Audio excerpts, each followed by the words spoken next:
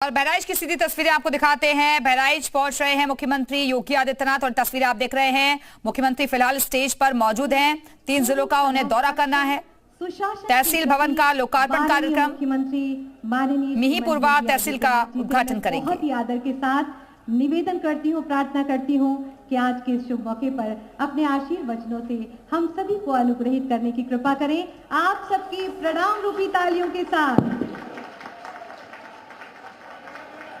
भारत माता की, भारत माता की, भारत माता की। वंदे वंदे वंदे।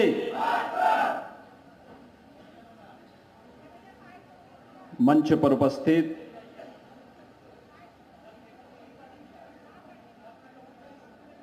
भारतीय जनता पार्टी के प्रदेश के उपाध्यक्ष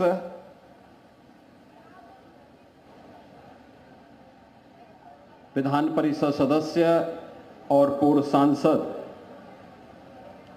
श्री पदम सेन चौधरी जी,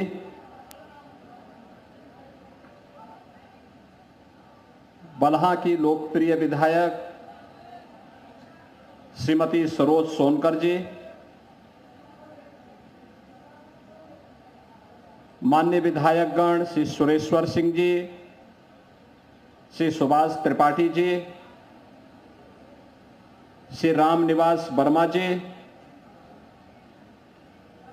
अध्यक्ष जिला पंचायत बहराइच श्रीमती मंजू सिंह जी,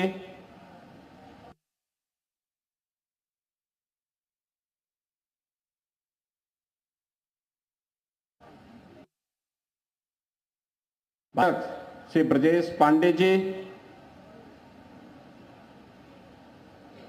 पूर्व मंत्री श्री मुकुट बिहारी वर्मा जी, पूर्व सांसद श्री अक्षयवर लाल गौड़ जी, सभी माननीय जनप्रतिनिधिगण, बहराइच से जुड़े हुए सभी उपस्थित बहनों और भाइयों, बलहा विधानसभा क्षेत्र के इस मिहींपुरवा यानी मोतीपुर में नई तहसील भवन के लोकार्पण और तहसील के अधिकारी और कर्मचारियों के लिए आवासीय भवन के शिलान्यास के लिए आयोजित आज के समारोह के अवसर पर मैं आप सभी इस पूरे तहसील वासियों को और पूरे बहराइच जनपद के वासियों को हृदय से बधाई देता हूं और उन सब के प्रति अपनी शुभकामनाएं भी देता हूं। बहराइच जनपद भारत की ऋषि परंपरा से जुड़ा हुआ जनपद है। कहते हैं महर्षि बाला एक विश्व प्रसिद्ध आश्रम इसी बहराइच जनपद में था और बहराइच की पहचान और नाम उन्हीं बालार्क ऋषि के नाम पर आगे चला था। और ये बहराइच वही ऐतिहासिक भूमि है जहां पर एक विदेशी आक्रांता को धूल दूषित करते हुए महाराज सुहेलदेव ने भारत की विजय पताका को दिग दिगंत तक पहुंचाने का काम किया था। महाराज सुहेलदेव का शौर्य और पराक्रम इस स्तर का था, उन्होंने विदेशी आक्रांताओं के साथ जो शौर्य और पराक्रम का परिचय दिया था उसी की परिणति थी कि 150 वर्षों तक कोई विदेशी आक्रांता भारत पर हमला करने की कोई दुस्साहस नहीं कर पाया था। बहनों और भाइयों, ऐसी पावन धरा को जो ऋषि बालार्क की साधना से पवित्र हुई हो,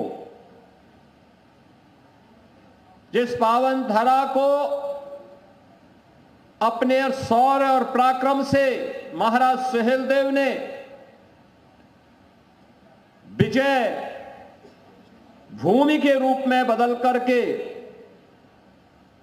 इसे बहराइच की पहचान दी। इस बहराइच की पावन धरा को नमन करते हुए मैं आप सबका हृदय से अभिनंदन करता हूं। बहराइच को उसकी पहचान से वंचित करने का प्रयास हुआ था और यही कारण था पिछली सरकारें घोषणा करती थी, घोषणे पे घोषणा करती थी, कार्य नहीं हो पाते थे।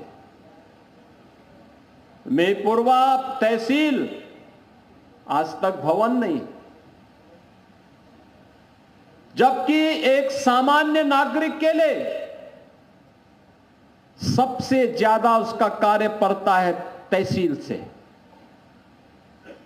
भूमि संबंधी रिकॉर्ड हो, उसके पैमाइश की कार्रवाई हो, वरासत की कार्रवाई हो, नामांतरण हो, बंटवारे का कार्य हो या फिर लैंड यूज से जुड़ी हुई, ये सभी मामलों का निस्तारण का केंद्र तो तहसील है। आपको अपने विरासत को आगे बढ़ाना हो, खेत के कागजात आपको चाहिए, उसका केंद्र तो तहसील है। जब तहसील की अपना भवन ही नहीं होगा, एक सामान्य न्याय को राजस्ववाद से जुड़े हुए मामलों में क्या न्याय मिल पाएगा? बहनों और भाइयों, जब 2017 में भारतीय जनता पार्टी के डबल इंजन की सरकार प्रदेश में आई, उस समय 33 लाख से अधिक ऐसे मामले थे, राजस्ववाद थे जो लंबित पड़े थे। 33 लाख से अधिक मामले, जिसमें वरासत का मामला था, नामांतरण का मामला था, लैंड यूज के मामले थे, बंटवारे के मामले थे, पैमाइश के मामले थे। आप अनुमान करिए कि 33 लाख मामले अगर लंबित हैं तो गांव-गांव में मारपीट होना, बलवा होना, दबंगों के द्वारा गरीब की जमीन को जबरन हथिया लेना, ये आम बात रही होगी। और यही कारण था उत्तर प्रदेश में पिछली सरकारों के निकम्मेपन के कारण, बेईमानी और भ्रष्टाचार के इस कदर उन्होंने इन केंद्रों को अड्डा बना दिया था, एक सामान्य नागरिक न्याय की उम्मीद नहीं कर सकता था।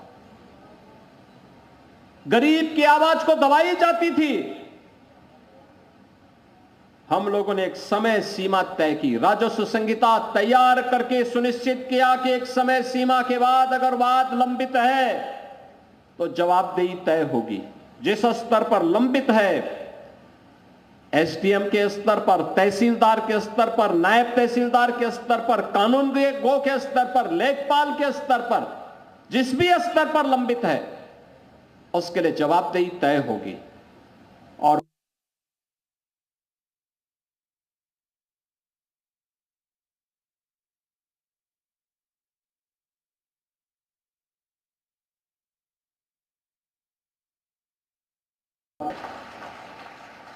सरकार की कार्रवाई का परिणाम है कि एंटी भूमाफिया टास्क फोर्स के माध्यम से 64,000 एकड़ लैंड को अवैध काम भी किया गया। प्रदेश में निवेश आ रहा है,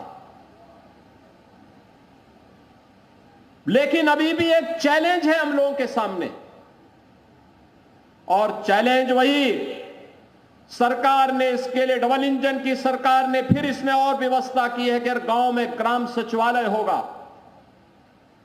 ग्राम सचिवालय में ऑप्टिकल फाइबर या वाईफाई की हम सुविधा देंगे और गांव में ही गांव के लोगों को बैंक की सुविधा भी देंगे। गांव में ही जन्म प्रमाण पत्र, मृत्यु प्रमाण पत्र, आय प्रमाण पत्र, जाति प्रमाण पत्र, निवास प्रमाण पत्र, ये सभी गांव में ही उसे उपलब्ध हो जाने चाहिए। ऑनलाइन ये सुविधा गांव में उन्हें प्राप्त हो।